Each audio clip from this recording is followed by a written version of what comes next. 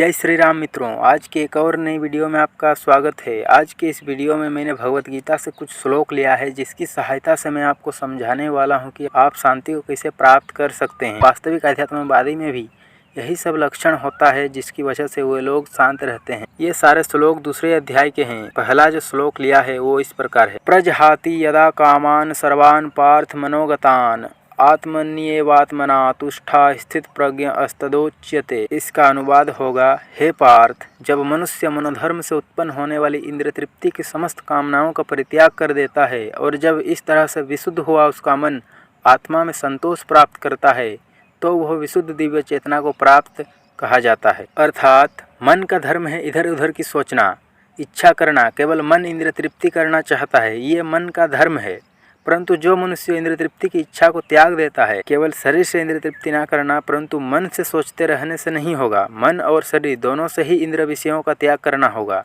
और इस तरह से जब उसका मन शुद्ध हो जाता है तो वो मनुष्य बहुत संतोषी हो जाता है। चाहे उसके पास कुछ भी ना हो, फिर भी वो शांत अनुभव करता है। सांसारिक वस्तुओं के आने जाने से वो सुखी या दुखी नहीं होता, वो तो केवल आत्मा में ही प्रसन्न रहता है। अगला श्लोक इस प्रकार है। दुखेष्वनु द्विग्नमना सुखेषु विगत स्पृह बीत राग भय क्रोध स्थित धीर मुनि रुच्यते। जो त्रय तापों के होने पर भी मन में विचलित नहीं होता अथवा सुख में प्रसन्न नहीं होता और जो आसक्ति भय तथा क्रोध से मुक्त है, वो स्थिर मन वाला मुनि कहलाता है। अर्थात ऐसे मनुष्य के जीवन में चाहे कितने भी कष्ट क्यों ना आए, वो इनसे विचलित नहीं होता, क्योंकि इन कष्टों को वो भगवान की कृपा मानता है। वो सोचता है कि ये मेरे पूर्व जन्म के पाप है और उन पापों की वजह से मैं इससे भी अधिक कष्ट पाने का अधिकारी था, परंतु भगवान की कृपा से मुझे कम कष्ट मिल रहा है। ऐसा मनुष्य केवल और केवल भगवान की प्रसन्नता के लिए ही कर्म करता है। भगवान की सेवा को ही वो अपना सुख मानता है, इसलिए वो और किसी अन्य सुख के लिए प्रयत्न नहीं करता, जिससे वो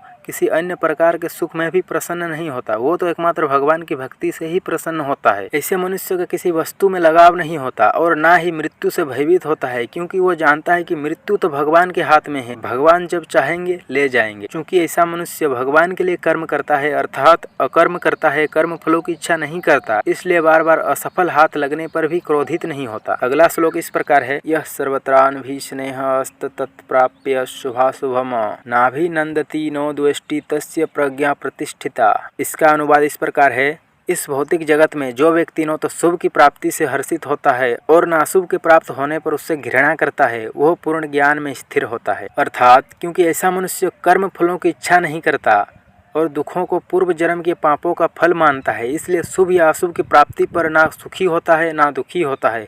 अतः ऐसा मनुष्य हमेशा शांत रहता है। अगला श्लोक इस प्रकार है। तानि सर्वाणि संयम्य युक्त आसीत मत्पर वसे ही यस्येन्द्रियाणि तस्य प्रज्ञा प्रतिष्ठिता। इसका अनुवाद होगा, जो इंद्रियों को पूर्णतया वश में रखते हुए इंद्रिय संयम करता है और अपनी चेतना को मुझ में स्थिर कर देता है, वह मनुष्य स्थिर बुद्धि कहलाता है। अर्थात जो मनुष्य इंद्रियों का गुलाम है, जो मनुष्य इंद्रियों को नहीं बल्कि इंद्रियों से नियंत्रित करती हैं, वो शांति को प्राप्त नहीं हो सकेगा, क्योंकि इंद्रियां कभी तृप्त नहीं होती। कोई व्यक्ति अगर करोड़ों साल तक भी इंद्रियों को तुष्ट करने में लगा हो तो भी इंद्रियां तुष्ट नहीं होंगी। इंद्रियों को तुष्ट करने का एकमात्र यही उपाय है कि उनको भगवान की सेवा में लगाया जाए। भगवान का एक नाम ऋषिकेश भी है, जिसका अर्थ होता है इंद्रियों को नियंत्रित करने वाला। इंद्रियों को भगवान की सेवा में लगाने से भगवान हमें इंद्रियों को संयमित करने की शक्ति प्रदान करते हैं और ऐसा संयमित इंद्रियों वाला मनुष्य की बुद्धि स्थिर हो जाती है, अर्थात इधर उधर नहीं भटकती। इसलिए ऐसा मनुष्य शांत रहता है। अगला श्लोक इस प्रकार है। नास्ति बुद्धिर्युक्तस्य न चायुक्तस्य भावना न चाभावयतः शांतिर्शान्तस्य कुतः सुखम।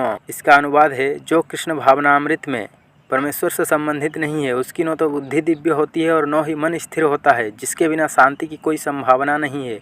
शांति के बिना सुख हो भी कैसे सकता है। अर्थात जो मनुष्य नास्तिक है, भगवान को नहीं मानता या अगर मानता भी है परंतु भगवान की भक्ति नहीं करता, तो वह व्यक्ति शांति को प्राप्त नहीं होगा, क्योंकि ऐसा मनुष्य का मन स्थिर नहीं होता, अर्थात मन इंद्रियों विषयों में लगा रहता है, जिससे ऐसा मनुष्य बार बार दुखी होता है। ऐसा मनुष्य निर्णय भी गलत लेता है, क्योंकि इसका मन इंद्रिय विषयों में लगे रहने से बुद्धि दूषित हो जाती। अगला श्लोक इस प्रकार है। तस्माद्यस्य महाबाहो निगृहीतानि सर्वस इंद्रियाणि इंद्रियार्थेभ्य अस्तस्य प्रज्ञा प्रतिष्ठिता। इसका अनुवाद है, अतः हे महाबाहु, जिस पुरुष की इंद्रियां अपने अपने विषयों से सब प्रकार से विरत होकर उसके वश में है, उसी की बुद्धि निसंदेह स्थिर है। अर्थात मनुष्य की सारी इंद्रियां अपने अपने विषयों की निरंतर खोज में रहते हैं, परंतु जिस व्यक्ति की इंद्रियां अपने विषयों से विरक्त हो चुकी हैं, अर्थात इंद्रिय भोग के सामने उपलब्ध होने पर भी मन उसकी ओर नहीं जाता, तो ऐसा व्यक्ति की बुद्धि निसंदेह स्थिर है। अगला श्लोक इस प्रकार है, आपूर्यमाण मचल प्रतिष्ठम समुद्रमाप प्रविशन्ति यद्वत् कामा यम प्रविशन्ति सर्वे सो शांति मापनोति नो काम काम। इसका अनुवाद है,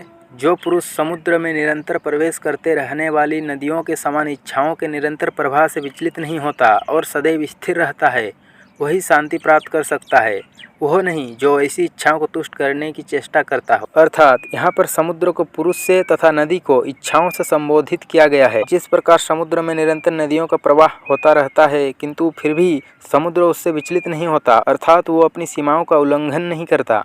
चाहे कितना भी नदियों का पानी क्यों ना उसमें प्रवेश करे, पर समुद्र हमेशा स्थिर रहता है। उसी प्रकार इच्छाएं नदी की भांति निरंतर एक के पूरा होने के बाद दूसरा फिर तीसरा इस तरह से आती रहती हैं, परंतु जो पुरुष इच्छाओं के वश में ना होकर इच्छाओं को अपने वश में करता है, इच्छाओं को पूरा करने में अपना समय व्यर्थ नहीं करता और सदैव स्थिर रहता है, वो मनुष्य निश्चित ही शांत है। अगला श्लोक इस प्रकार है, विहाय कामान्य सर्वान् मांश्चरति निस्पृह निर्ममो निरहंकार शांतिमधिगच्छति। इसका अनुवाद है, जिस व्यक्ति ने इंद्र तृप्ति की समस्त इच्छाओं का परित्याग कर दिया है, जो इच्छाओं से रहित रहता है और जिसने सारी ममता त्याग दी है तथा अहंकार से रहित है, वही वास्तविक शांति को प्राप्त कर सकता है। अर्थात संसार का प्रत्येक व्यक्ति अज्ञानता के कारण यही सोचता है कि यह जीवन केवल इंद्रिय भोग के लिए मिला है और इसके लिए घोर परिश्रम करता है, लेकिन हमें यह समझना चाहिए कि मनुष्य जीवन इंद्रिय तृप्ति के लिए कदापि नहीं मिला है। इसलिए हम लोगों को इंद्रिय तृप्ति की समस्त इच्छाओं का परित्याग कर देना चाहिए, तन और मन दोनों से, और जीवन का परम लक्ष्य